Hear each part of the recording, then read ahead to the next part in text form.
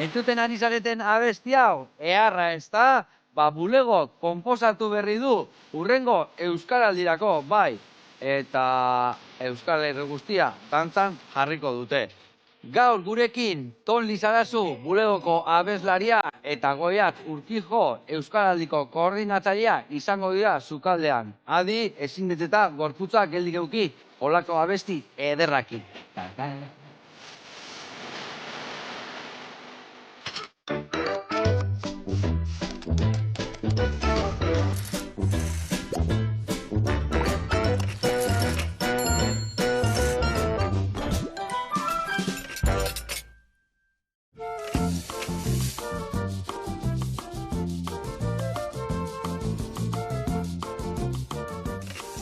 Bueno, lagunak, hemen txinago gonbidatuekin, Tom eta Goiat, ongi etorri, zer moduz? Eskerrik asko. Eskerrik asko zuei, ze gauza ona Euskaraldia, eta hemen koordinatzailea, eta kantua jarri duna, Tom, bulego taldetika. Bai. Ze, gauza erra inberdezu aurtengoan bai, ez da?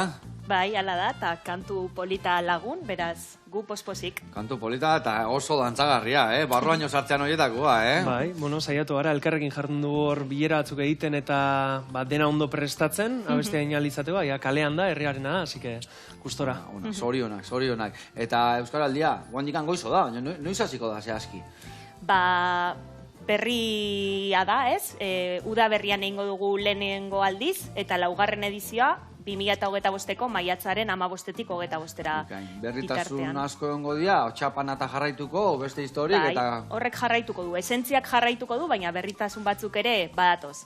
Bikain, gaur saio paregabia dator, hemen txibiliko gea, Euskaraldiaz, ezin hobe, arlo bikaina, aldi berian dantza pixkat egingo deu, eta bideoklipa ikusi, deterian dantza egiten dituena gazako zaizkiteke, baina bueno, errez eta eharra egingo deu, eta aldi berian ondo pasa.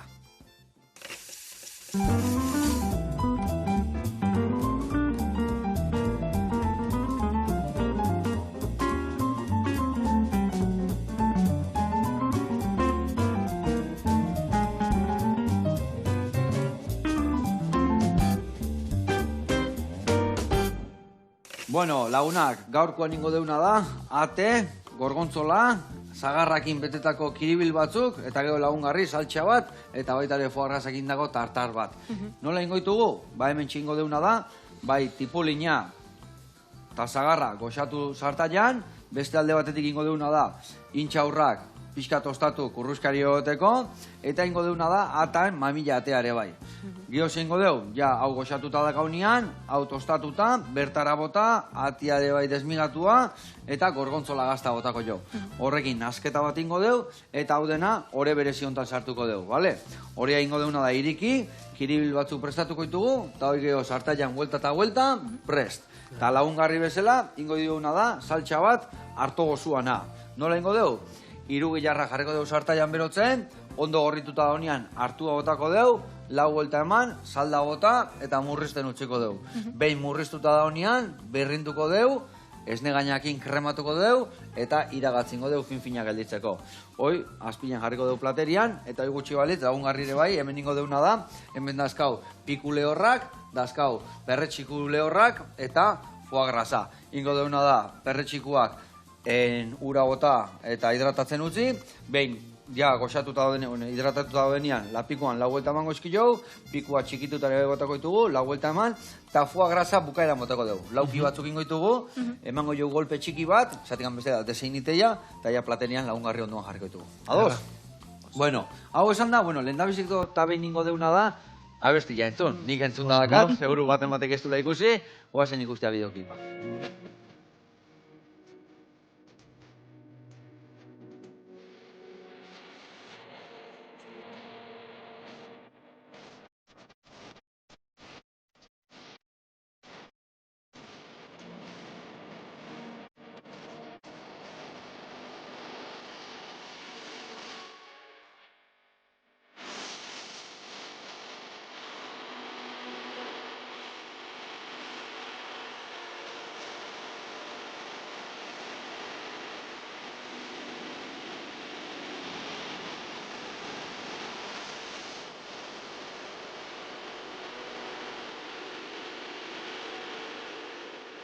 Bueno, bigote, dantzan jartze gune gorputza, Bai, da ritmo, bai. lazantzua, giro eta bira, oie, bueno, ni gero eta pixka tinberko eta horako dantzaldia botatzeko, baina, zer ritmo eta, pegadizua esatean, ez da, horietakoa nahi zen duten barroaino sartu jendia, ez da? Bai, nahi genuen batez Euskaraldian parte hartu lezakeen edonorentzako abestia sortzea, eta korputza mugitzea zen, migainak ere, mugimendua jarriko zituen abestia egitea, azkenean Euskaraldiaren helburutako nagusiena nik esan dugu, Euskara, gure hautan ibiltzea da, eta Euskara, elkarrizketa elebidun horiek normalizatzea da, eta, saiatu gara abestian bitartezea, bultza txikiat egiten horri. Zorionak lania reindezu, eta 2025, danan ahotan ibiliko abesti hau, eta hoi da, bultza bat iten ez duenak gehiagi mintzatzen Euskaraz mintzatzeko, zeo be, ez da? Bueno, lanian jarriko geha, lehen da biziko eta behin. Beitu, bitako zenekin goiten mendikan mamillatea. Bai? Zu animako zego, ja? Bueno, erraz, azalak enduko jo, horrela, gaina hotza dao, ingozuna da azalak endu, azala ez behar, ezurra ez behar, eta mamila eteatzen jungo zera, bale? Hemen goizutena da ontzi bat, azalak eta ezurrak usteko, eta bestia mamila botatzeko, bale? Venga, bat, eta hemen bestia. Eta ik adibidezton, dakaken aitia dek, hemen zagar bat zekat, zuritu inberdiat, bihotzak endu jok, eta mamila laukitxotan ine bai, bale? Oso ondo. Venga, lana banatitugu, eta bain esan dugu, mingaina ematen hasi behar gea, hola, gelditu bat. Bueno, nola izan zan fusio hau? Nola, bulego aukeratu zen duten, ezin hobia, ez da? Bai, egia zan Euskaraldiko edizio guztietan, ez?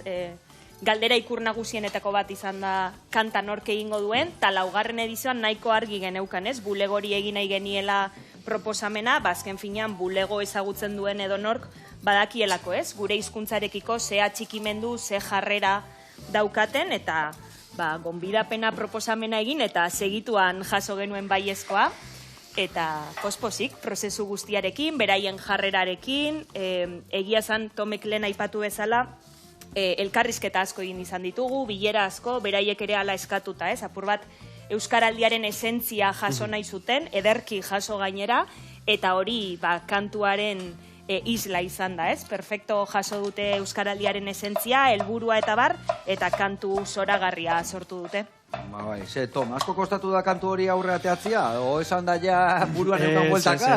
Esan da ja, eman genuen baiezkoa, ez? Azkenean... Hola, gu esetzik esaten nila ja, Eta gero baita bulego bada Euskararekin lotura estua duen talde bat, gu askoitiarra gea, askoitiarrez izaten dira gure entxeguak, askoitiarrez izaten dira gure entxego ondorengo tarteak ere, eta, guretzat gauza naturala Euskara, egia da, denboraekin ari gara konturatzen Euskaraela bulegoren bere izgarri garrantzitsuenetako bat igual, ez? Azkenean kanpora joaten garenean, igual Japonera bira bat egitera edo atzerrira orokorrean, ikusten du, gaur egun sorpresa eragitea ez da gauza erraxa izaten, eta Euskaldunak izan da, eta Euskaraz hitz egin da, inkluso Japoneko jendeare sorprendituta gelditzen zen, harrituta, eta batez ere jakin minarekin, ez, gure hizkuntzaren inguruan, da gure kulturaren inguruan. Askotan gure kultura eta gure hizkuntza eta kanpo doan gehiago miresten du gu baino, ez? Gu bertan bizigea eta asko ezkea konturatzen, askotan ze altxor da gaun, ez da?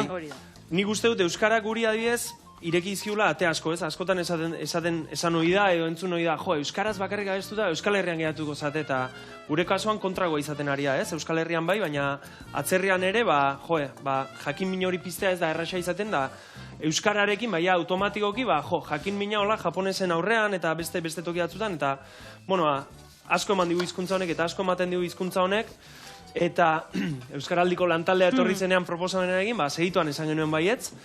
Gero, horre torri zen ez, baietz esan baina ero kantua egin hartzen.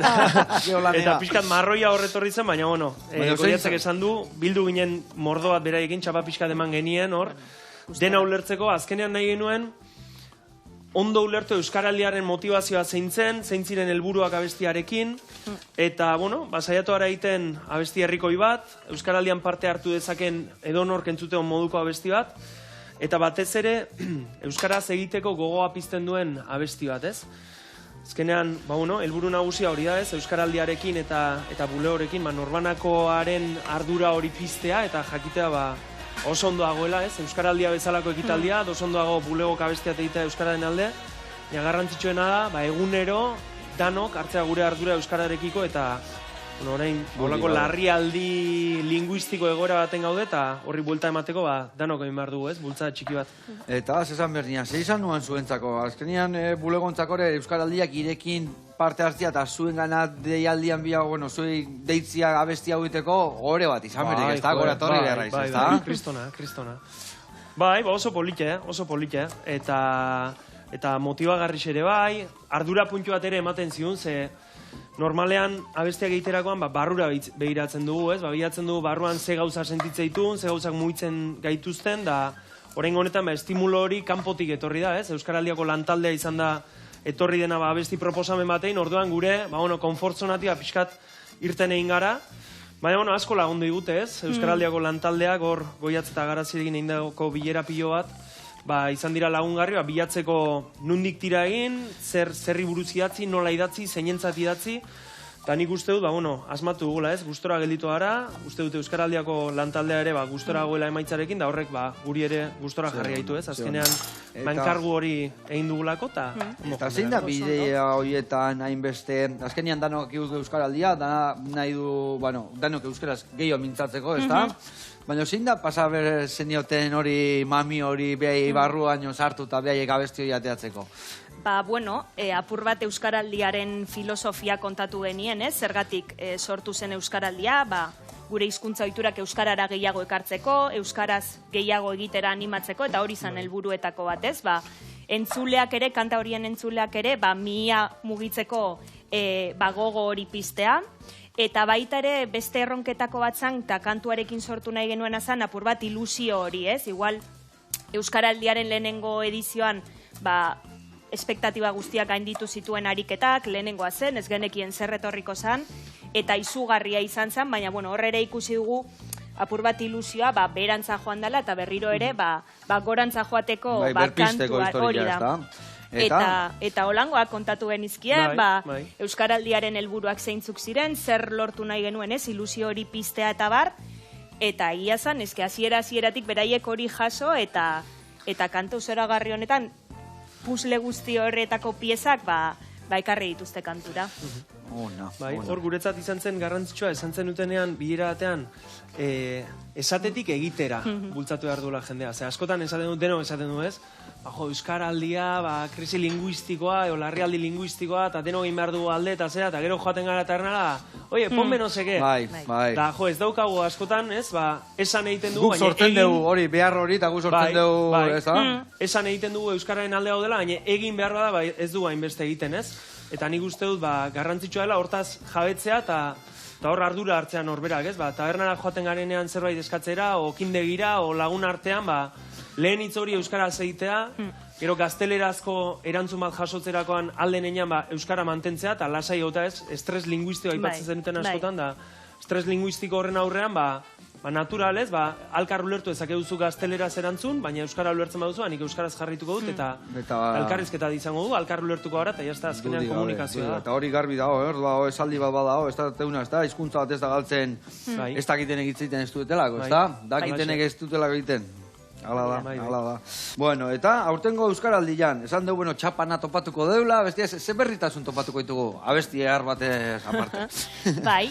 Lehen esan bezala ez, Euskaraldiaren 4. edizioa udaberrian, egingo dugu lehenengo aldiz, egia da 4. edizioa egingo dugula, horrek esan nahi du ez, aurretik 3 egin ditugula, eta 3. ariketaren ostean, tarte hartu genuen, ariketaren inguruan gogo eta egiteko, ez? Hausnartzeko, zer funtzionatzen duen, zer hobetu daitekeen, eta, txapak eta ez, hau da, ariketaren esentzia eraginkorra dala, ez? Ikusi genuen, gogo eta prozesuan, baita ere ikerketak, ez? Ikerketak egiten dira ariketaen ostean, eta ariketaren oinarria esentzia hori, hau bizita belarri prerrolak, txapak, 11 egunetako ariketa baliagarria zela ikusi genuen, eta hori mantentzea erabaki genuen, baina baita ere jendarteak eta ariketaren inguruan ez, dabiltzan norbanako eta eragileek eskatzen zuten berritasuna.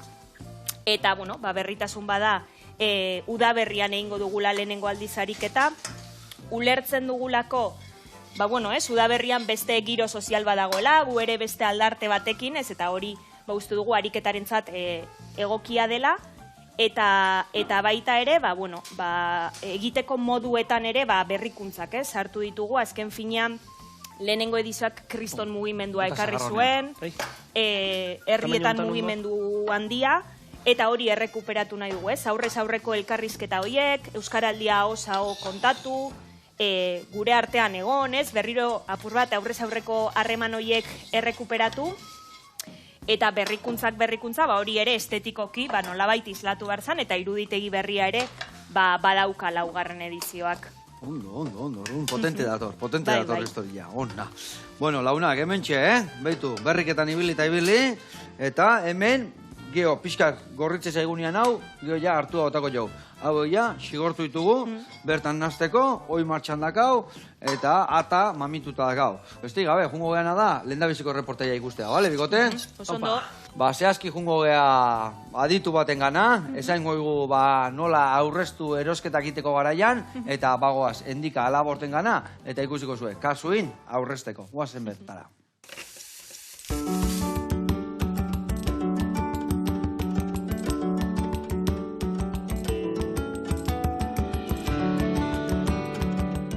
Kaixo Joseba, endika labor naiz, ekonomilaria, eta gabonak bueltan daudenez, erosketetan zertxo baita aurrezteko, aholku batzuk emango dizkizuet.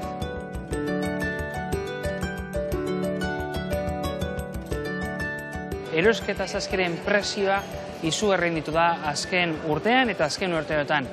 Orduan horri aurre egitea oso zaila dago gaur egun. Gauzak oso garesti dira eta gehien bat, gabonetan kontsumitu nahi ditugun produktu horiek ere asko garestitu dira. Hori da lehenengo goz eta horrela aurreztea nahiko zaila egiten da.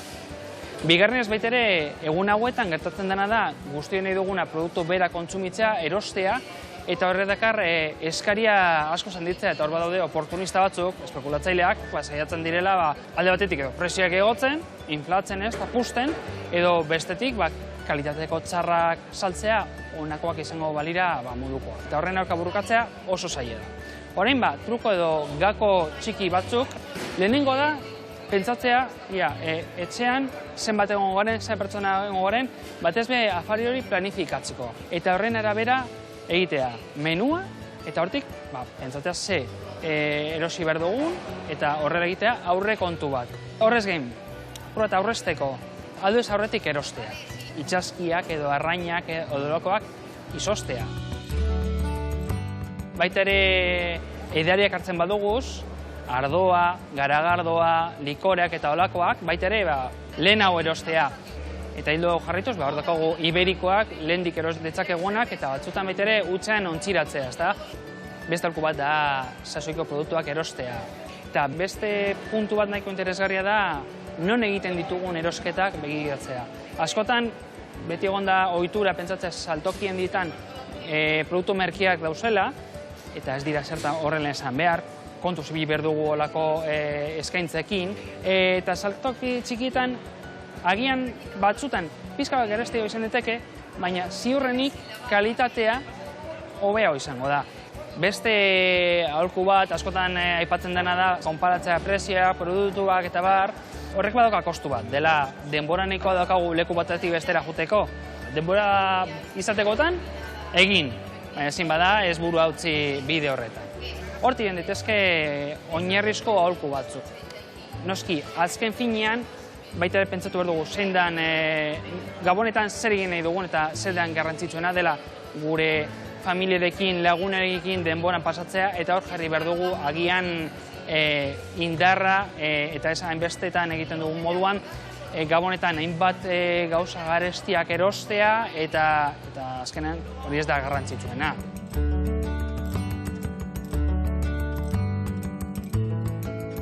Hauek izan dira gabonetako saskien aurrezteko aholkuak, espero dut baliagarriak izatea, ondo pasa eta gutxi gazta.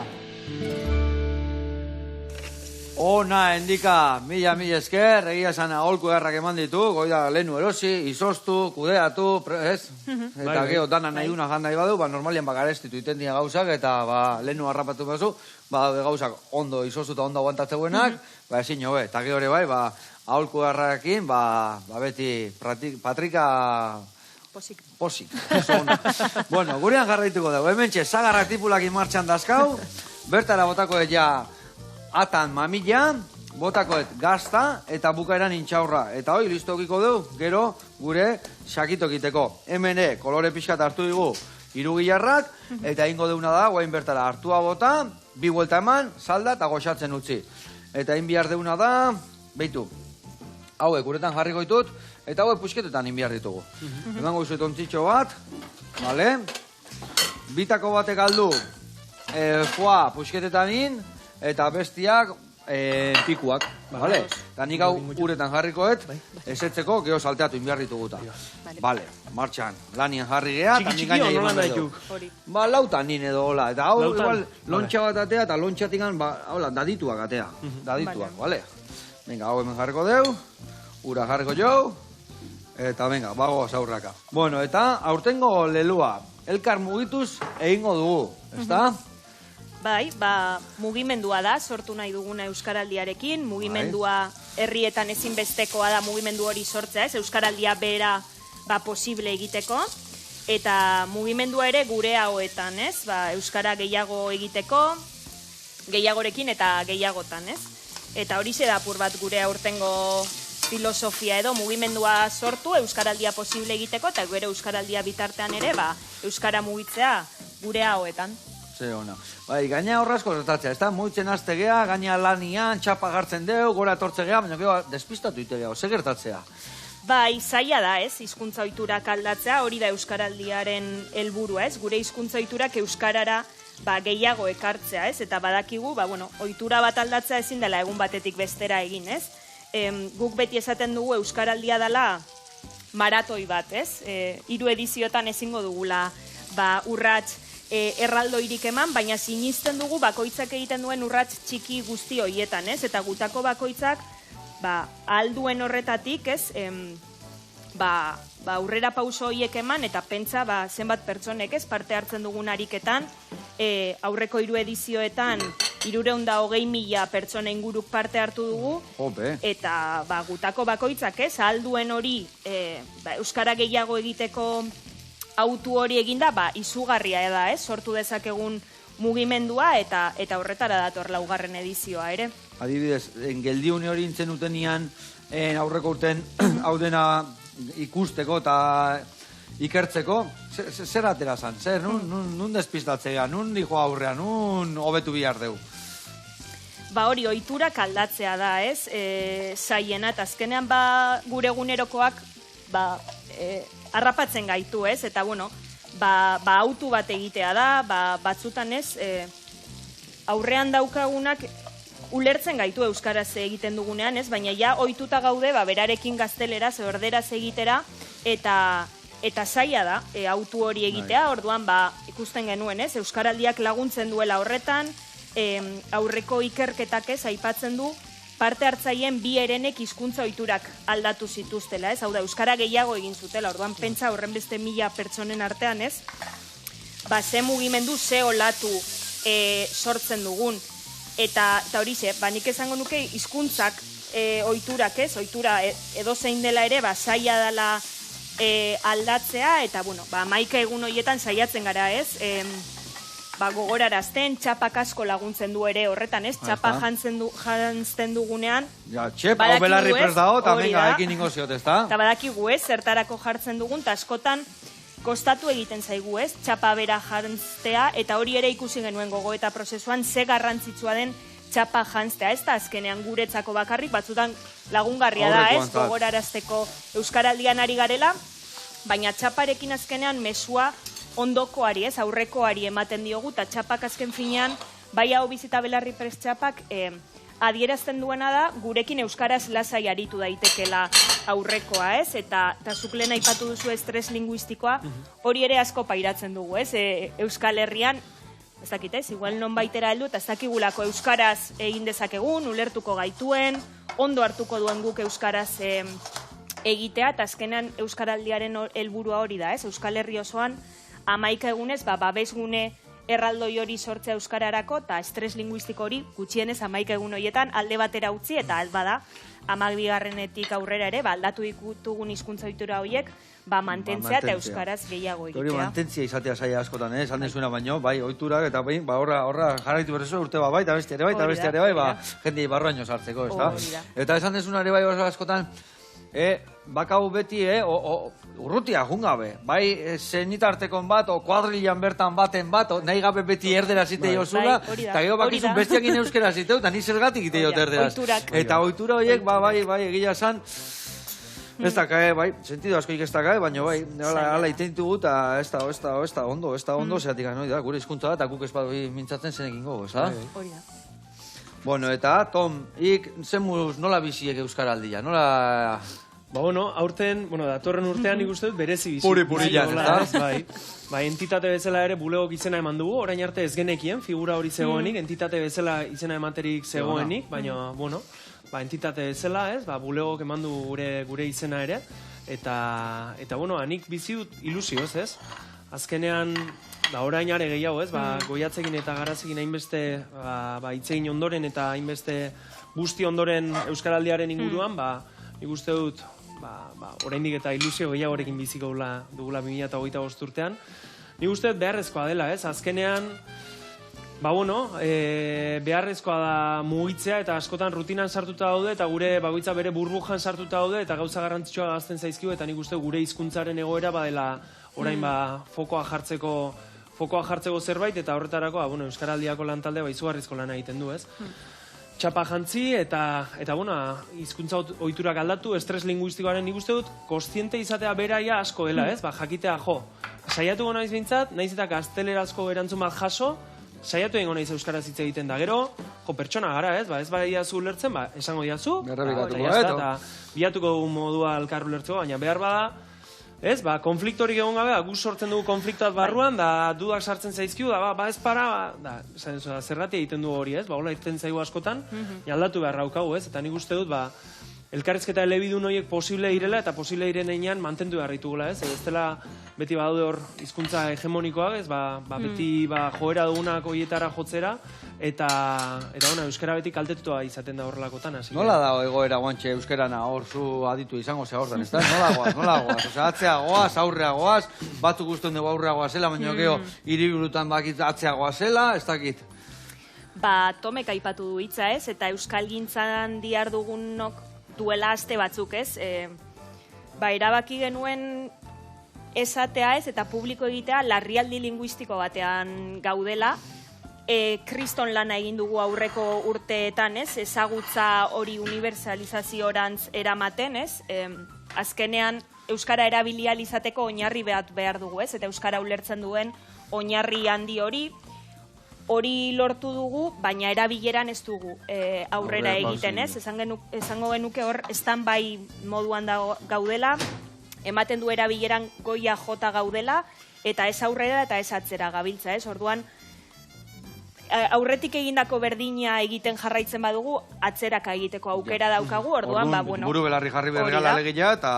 Hori da, eta euskaraldia eta bestelako ekimenak beharrezkoak izango dira, batez ere erabileran daukagu erronka eta hor jartzeko fokoa. Bikain.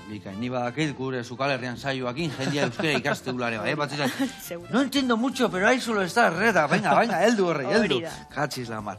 Bueno, hemen ningo deuna da, sakitu egiten jongo gara, bale? Orduan, hemen erditik amosteko haundik jakateak hau zaizkigu. Orduan, irutan ningo dugu, bale? Orduan, bat hemen dik amosten dut, bale? Bestia hemen dik amosten dut, eta guain ingo zuena da, bilo jungo zate egiten, bale? Hemen dakazue gurina, urtu indetela. Eta hemen, betegarria, bale? Guain hola pixka krematua daola, itxura egarrakin, pusketa egarra dazkau, baina ez da okudu ikan. Ingo zuena da, goiaratxo bat hartu, bale? Hemen lagako izuet, bale? Eta bat ingo izuet ikusteko, bale? Beitu, hartzezu, gurina, danen ematezu, hola, geho peatzeko laguntzeko honek, bale? Eta ere bai, xamurtzeko, bestela batzutan puskatu itea. Bale, geho, hartze dugu goiara bat, jartzen dugu adibidez, hemen. Ata pixkat, zagarra pixkat, daneti pixkat, eta jungo gea, irukitxua egiten. Beitu ze gauza erresa, Hemen dikan, ara. Handik, Ona. Hemendik, ara. Trikitri, trikitra, eta azkenengo hau. Lortzen bazueia, bitu, hola moztu. Triki, eta hola, sobretxo bat bezala hartu, eta hemen barruan sartu. Ja, ni abesten da ziko nahi bulego. Vale. Hola ingoitu zu ezakituak, bale? Venga, prestatzen junorat, lasai, ni hau hemen da hola murrizten kontrolatukoet, eta hau jaingoetena da, hauek segituan hidratatzen dira, fin-finak dira, eta ingoetena da, guain, iragatzi, eta bagoaz. Bueno, lehenik ton galdetuek ez, esan dek bulego zuek entitate bezala sartu zeatela eta hor zaudetela ja... Bai, izena eman dugula. Izena eman da. Nola da histori hori? Zein behar da hor sartu eta izena eman da laguntzeko? Bai, momentu honetan bi izen emate dauzkagu zabalik, Euskaraldian, herriena, hau da, Euskaraldian tolatu nahi duten herriek aukera daukateia da horretarako. Bai. Beraz, beraien herrian Euskaraldian tolatuko dutenek, Euskaraldiko webunean sartu daitezke, eta izena eman, ez? Eta bertan, topatuko dituzte tresnak eta bar, Euskaraldian tolatu ahal izateko. Eta bigarren izen ematea zabalik dagoena momentu honetan da, Tomek aipatu bezala entitateena. Bueno, askotan aipatzen dugu, ez? Norbanako gisa badaukagula ardura, ez? Euskara gehiago erabiltzeko noski, baina babesa ere behar dugu, ez? Eta horretarako, entitateen figura sortu genuen bigarren edizioan, ariguneak sortuz, eta azkenean ariguneetan, Euskaraldia berdin-berdin praktikatzen da, baina adostasun badago, ez? Taldean, suposatzen dut, zuek ere izena ematerakoan, ez? Baitzein zenutela horren inguruan, eta aldaketarako autu hori, taldean egiten dugu, eta ez gara horren bakarrik sentitzen, ez? Badaukagu babes hori, eta norbanakoek badaukagu ardura bat, ez?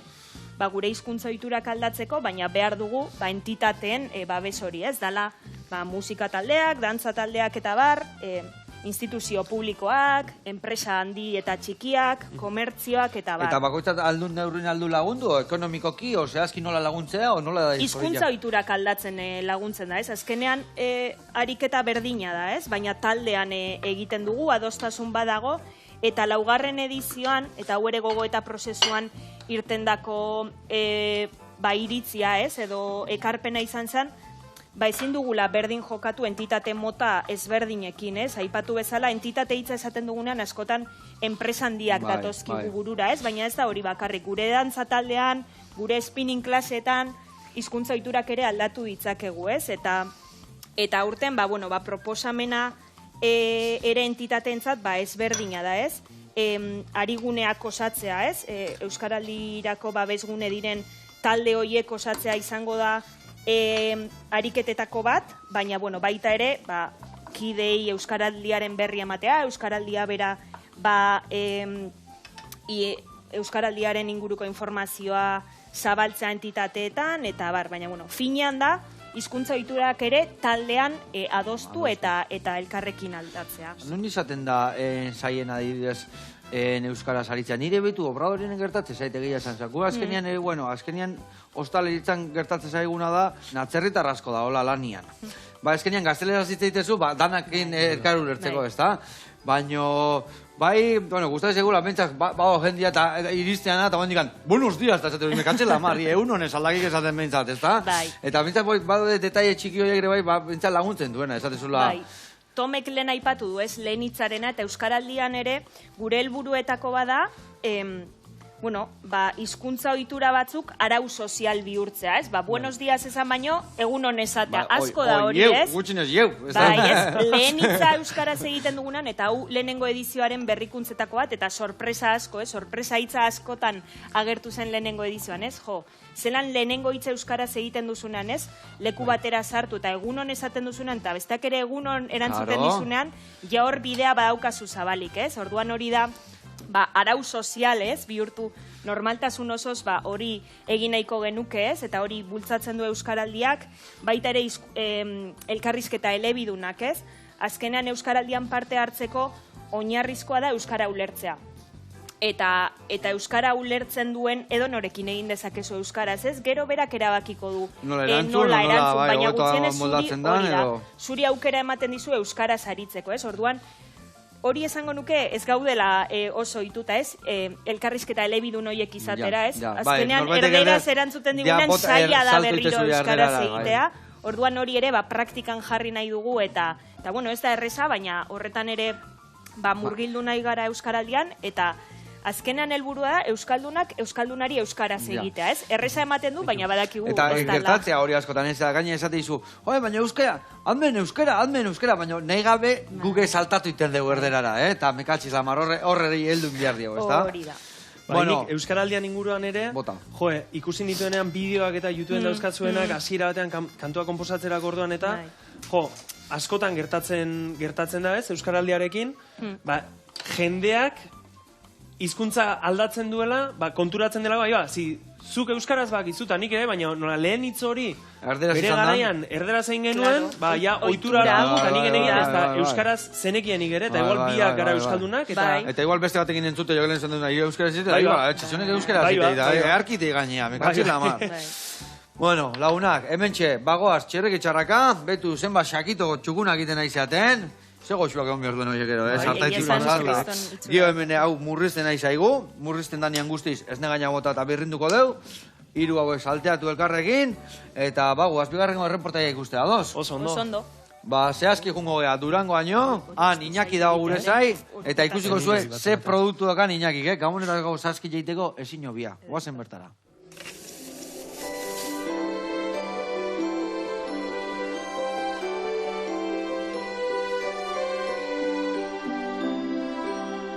Kaixo Joseba, aspaldiko, hemen Durangotik, saltzandik. Eta neu Iñaki Uribe, sukaldaria eta saltzaneko arduradune.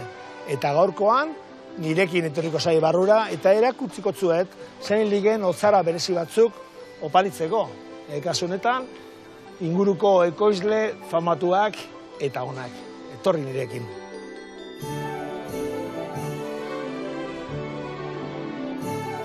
Bueno, saltzanen gauz, badakizu eta saltzanen zer egiten dugu. Etxera eramateko jatekoa eta katarina ugari egiten dugu, baina baita ere gauza desberdinak egiten dugu. Eta, gabona diela eta otzara bereziak, eta otzara horretan ekoizle bereziak erabiltzen dugu, ez bakarrik Euskal Herrikoak, baizik eta leku askotakoak. Eta bertan dauzen produktuak onena ez, onenetarikoak erabiltzen dugu. Eta otzarak ez dietan aberdinek izango, baizik eta tamaina desberdinak eta bezeroak eskatzen dauena guk egoten garamen hori preste egoteko. Kasu honetan badaukagu kutza berezi bat, kutza txiki bat. Eta kasu honetan eskatu eskue gauza gozoa. Alde batetik, hasiko gara, mantekala berezizak, Nafarrotik etorrite, Iruñatik. Gero hurrengo produktua, gabonetan zelan gauzen, turroia, hau ekoizle oso txikia, eta Kataluniatik etorriako turroia, kasunetan turroi fuerte txuero, gogortxue. Gero baita ere badaukagu pepitak, txokolate pepitak, Logroñotik ekoizle txikia, berezia, eta oso laguna handia neuria. Gero bete beste produktu desberdin bat, hemen daukagu frutosiku bat, eta baita ere txokolatez gainezka. Gabonetan txokolate asko, gozogintza asko jaten dugu, baina, gabona pasago ostea, kilo lapuratekin da kilo. Eta bukatzeko, badaukagu be Nafarrotik etorria, esti berezia, milorria, eindako estiza.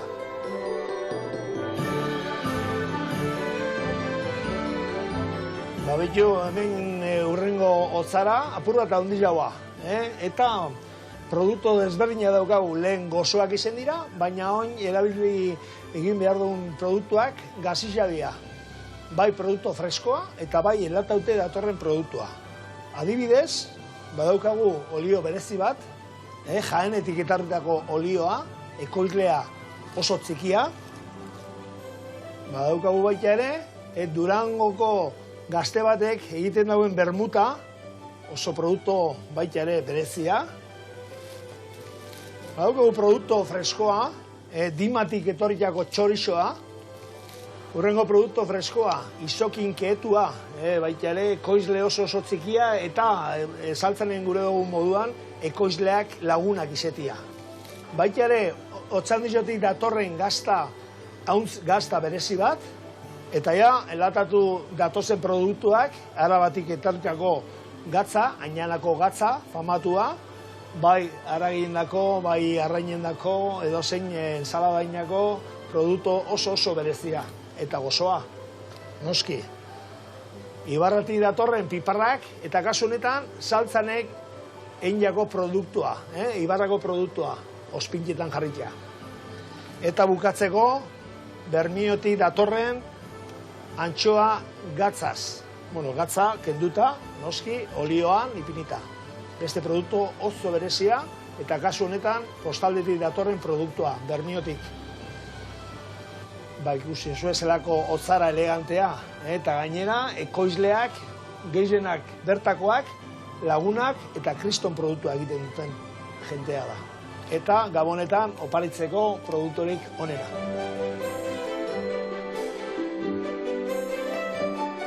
Eta azkena, nola ez, ardoa oparitzea Gabonetan. Kasu honetan, Nafarrotik etorritako ardoa pardun bat, eta Bizkaiko txakolinak oparitzeko kutza berezi bat ardoaz gainezka.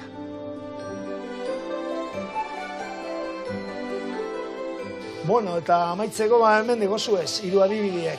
Saltzanen dauzen produktu bereziak, eta saltzandik agur bero bat emotia eta jaizetan ondo pasau. Hau, Painaki, gora ireden da, eta ze produktuak aken, ama, Bertakua, kanpokotik ekarritako onenare bai, eta ardo txoieke bai, ezin hobe. Bezarka hondi ba, nauzi, eta urren arte, irezaiongo gaituko, hemen jarraituko jau.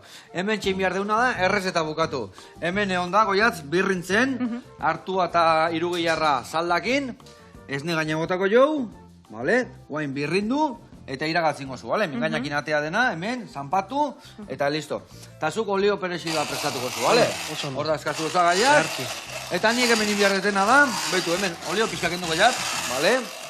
Eta hauek ja inda daude barrutikan, eta azala infinak, huelta eta huelta, inda gelditzeala. Bueno, goiatz, egon geha hemen, hitz egiten nola apuntatu behar duen entidadea handi batek. Baina, norbeak banakare alda apuntatu ez da? Hori da, eta hau bizita belarri preston txanda martxoan irekiko dugu, ariketa hasita pare bat hilabete lehenago, eta orduan hau bizita belarri prest izango garen hautatu beharko dugu, eta ondoren Euskaraldiko webgunean izena eman. Euskaraldiko webgunean bertan eman alda. Hori da. Oso ondo. Bueno, eta beste gai bat, bulego.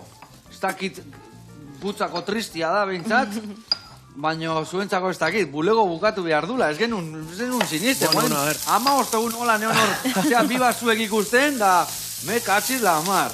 Hor, argitu beharraukau, bulego ez da bukatzen, bulegok etenaldi bat egingo dugu.